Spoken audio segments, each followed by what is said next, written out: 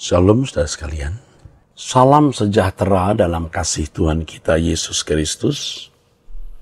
Kebenaran hari ini 24 Desember berjudul Kebahagiaan di dalam Tuhan. Saudaraku, satu hal yang tidak mudah diterima oleh orang yang tidak mengenal kebenaran. Tetapi akan mudah saudara terima kalau saudara mengenal kebenaran.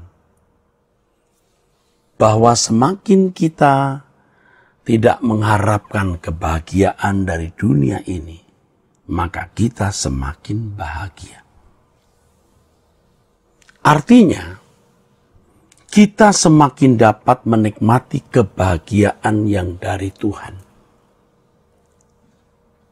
Sebaliknya, kalau orang mengharapkan kebahagiaan dari dunia ini, ia akan semakin gusar ketika keadaan dunia sekitarnya tidak menjawab kebutuhan, kerinduan, keinginan, dan tuntutan-tuntutannya.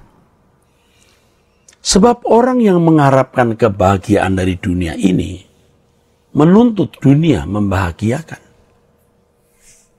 Padahal, saudaraku, dunia ini serba tidak pasti. Serba tidak menentu. Keadaan bisa berubah setiap saat.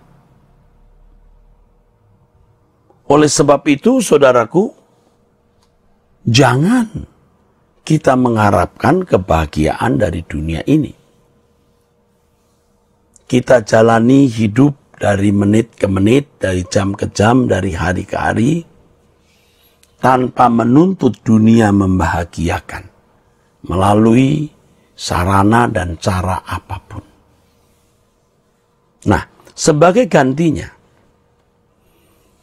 kita harus berpikir bahwa kebahagiaan yang sesungguhnya itu hanya di dalam Tuhan. Artinya apa, saudaraku? Hanya di dalam Tuhan itu. Jangan abstrak, ya, jangan tidak jelas. Kebahagiaan di dalam Tuhan artinya kita bersukacita tatkala kita mengerti kebenaran. Dan kebenaran itu membuat hati kita girang, gemar. Tuhan kebahagiaanku, harus ada alasannya mengapa kita bisa berbahagia di dalam Dia, saudaraku. Kan sama seperti kalau orang berkata, restoran kebahagiaanku. Dasarnya apa?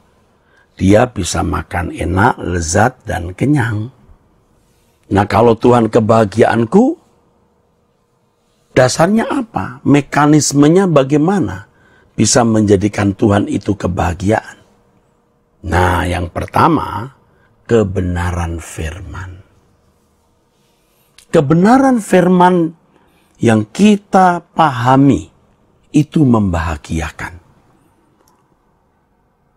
Saya merasakan itu, kebahagiaan ketika Tuhan mencelekkan pikiran, mengerti kebenaran. Kita takjub, kita kagum. Luar biasa firman Tuhan itu.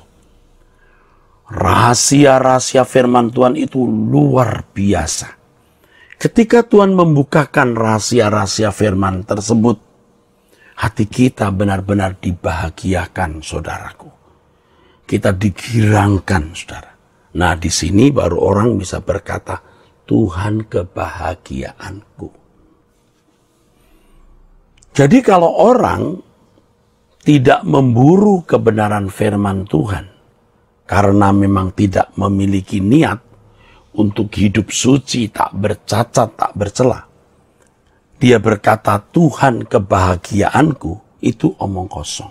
Itu bohong, saudaraku.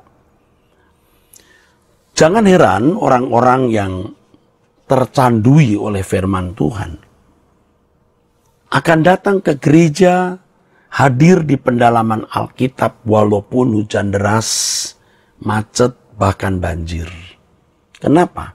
Karena Tuhan kebahagiaannya. Di dalam pemberitaan firman di kebaktian pendalaman Alkitab itu, dia memperoleh kebenaran. Dia bahagia. Atau kebaktian di hari-hari yang lain, nyaris tidak pernah absen. Mengapa? Karena ia mendapatkan kebenaran dan itu membahagiakan. Yang dinantikan itu hari di mana ada kebaktian pendalaman Alkitab, ada kebaktian suara kebenaran. Itu hari-hari yang dinantikan. Seperti seorang pemuda yang menantikan hari Sabtu, malam Minggu. Itu kebahagiaan. Nah, kebahagiaan orang-orang di dalam Tuhan adalah jam kebaktian di mana dia dapat meneguk kebenaran firman. Tuhan menjadi kebahagiaan kalau seseorang merasakan hadirat Tuhan. Nah, ini agak bersifat mistik. Ini hal yang bertalian dengan area supranatural atau adikodrati, saudaraku.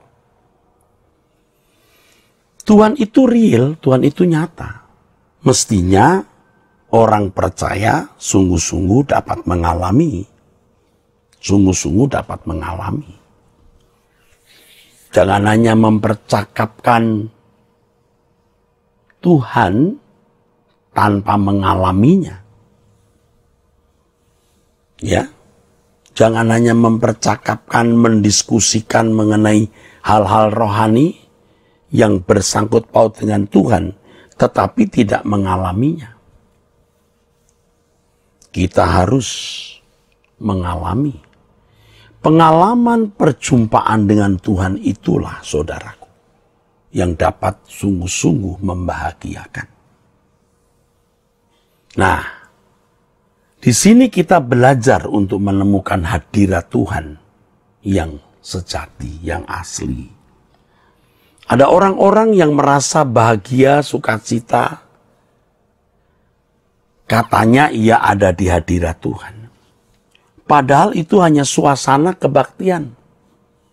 Suasana kebaktian. Bukan hadirat Tuhan yang murni. Itu hanya sebuah permainan emosi dan perasaan.